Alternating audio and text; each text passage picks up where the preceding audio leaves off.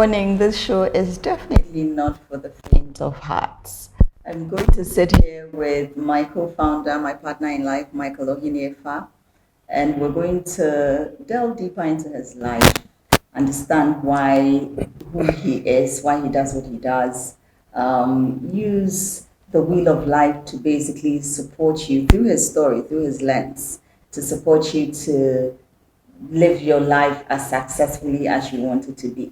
So as you know, the program is all about Leader Freak, is all about ensuring that we are supporting you to become the very best version of yourself. And in that, we look at a holistic view of who you are. You define your own success, not per somebody else's standards, but your own standards. And then we support you to also create a blueprint towards the attainment of that life that you want to live. So we're going to go through Michael's life to use him to support you to understand and to unearth every aspect of your life to ensure that you are a successful, like a holistic, successful person. Yeah. So do stay tuned to this conversation. It is a conversation. Ask questions. We can come back and do more videos on your questions and have some answers to it as well. So do stay tuned, do engage, and enjoy the conversation. Hello, Michael. Hello. How are you? I'm doing very well. Like, seriously Thank speaking, you for asking. I'm doing very well. How are you feeling? The feeling is good. Are you anxious? Not at all. Whatsoever? Not at all. So I can ask any question I want. Please. All right. So let's start by you introducing yourself to our general public. Who do you say that Michael Ohiniefa is? Well, I describe myself as a refined Kobolo boy, saved by grace. What does that mean? As in, I grew up in lower middle class, lower middle class, part of Accra called Kotobabi Down. It taught me all the resilience that I have now as a young man. All the lessons that I apply in life, I think I picked it up growing up in Kotobabi Down. Through the interactions with neighbors, through the interactions with the boys that we played with, and all the games that we played, and all the things that we did.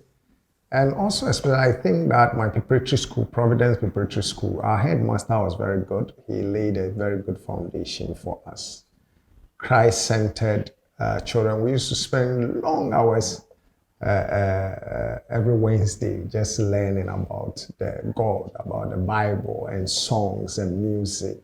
And I think that all that has helped to shape me to be who I am. I continued to Labone Secondary School, which is the best secondary school in West Africa.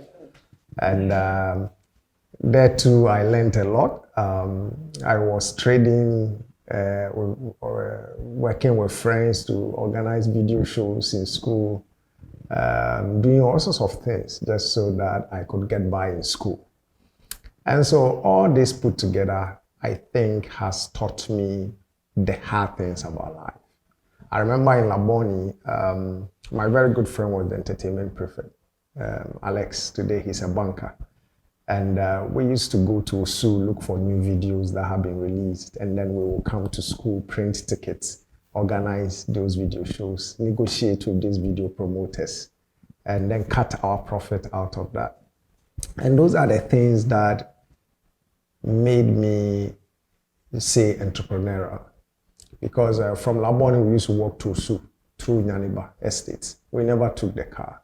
And at times we used to walk from Labone to 37 just to be able to do. Yes, but we did it as young people. We used to walk from Labone. Depends on where you walk from. We used to walk through Labone to Labadi. Those days was Labadi, on the back ends of La, looking for deals and doing all sorts of things. So all this put together has made me very entrepreneurial. It has made me very strong-willed. It has built grit in me. And these lessons, as if God was preparing me, because later on in life, as both somebody who spent almost 20-something years working with different organizations and then quitting to co-found Lead Africa with you. So every now and then, the hard-boiled lessons from my upbringing has helped me to be able to navigate the issues of life. So I picked up a few things. You've anchored to grace, to God, really, and that keeps you going. So that was number one. Number two, these influences, the experiences, has made you a lot more entrepreneurial. And then also it has developed a sense of grit in you. When you talk about grit, I know it's a word that's been thrown about a lot. What does grit mean to you? Well, it's something that I've paid attention to, especially in the last 3 years since COVID. As you know, Lead Africa business was centered on programming, leadership, and extra curricular or global competency skills in children in schools. And when COVID came and schools were shut down for 7 months, and almost 80% of our business was gone because we were no longer allowed in the schools. I think you need something to keep going. And the fact that Lead Africa has weathered that storm to now, by the grace of God, March this year, we would be 10 years. And the statistics are not friendly to small businesses. So that grit is the tendency, the attitude to keep going and going and going and going, irrespective of the setbacks, the challenges, and the disappointments of life. That is great. The never giving up spirit, the kumapima pimba spirit of the Ashantis, that is great. To say, I won't give up, I'm going to forge on, because what I believe in and my sense of future success is more than the short-term challenges or problems that I am facing. That is how I see grit. I think generally that's who you are. You're a perpetually optimistic person. Yes. But how does that also enable you to connect with the people that you work with the people that are around you on a daily basis? Because it almost seems as if with that, there is no room for mourning. There's no room for any cries or any such thing. Well, the way I see it is that, yes, there should be a period where you consider some challenges and setbacks, but you don't stay there. Exactly. Years ago, I think I was a young man listening to a song by Ron Kinoli. He said, if you are going through hell, don't stop. If you catch fire or if you catch hell, don't hold it. Something there is, and it's a very it stayed with me that when you face short-term challenges, don't stay there. You need to move on. You need to use that as a stepping stone to greater things. The challenge is some people tend to stay on the problem and not move. Now, when you do that, then you are in prison, and it cuts short your potential success. That's actually very good. But how? You know I'm very good. Excuse you. Which aspect of your childhood? I want to talk about your childhood a little bit before we look at other things in your life. Which aspect of your childhood has shaped and influenced? You talked about Kusubabi down, but that's just that's an environment.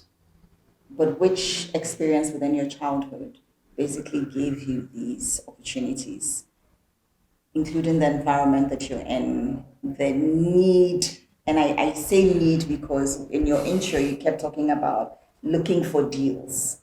So there was a bit of a need to ensure that you're either surviving or going above survival. So what is that?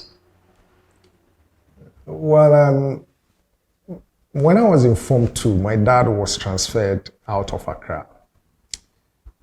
And I had to go and live with my uncle because I was in Form 2, I had just started Laboni. So for 12 years of my life, I spent it with my uncle and his family. That is where my grit and my lessons in life starts. When you are living with your parents, there are a lot of things you take for granted. And you tend to have a certain entitlement mentality. But when you are living with somebody else, you are grateful when, for instance, they are kind to you. Yeah. Because you tend to have a mindset that they don't have to. So if they are doing it, then you are. So I think you see life better when you live within a certain uncomfortable environment. And for me, that was it. That was the push. And so I became entrepreneur because one, I had to basically fend for myself. My dad was outside Accra. He had gone with all my siblings, everybody, because they were much younger and could start school afresh. And then I had to move here. So that is where I started thinking that, look, if I don't do something for myself, I'm toast because I'm not living with my parents.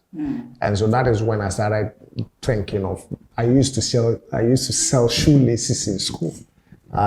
In addition to the video shows, doing posters for people, doing all sorts of things, because I needed to do that to have a bit of money. Because what the way I rationalized things was that if my uncle gave me money, I didn't need to worry him by saying I needed extra. So any extras that I needed to look for it myself. That was my mindset because I knew I wasn't living with my dad. And so my mindset as a teen back then was, don't worry this man too much.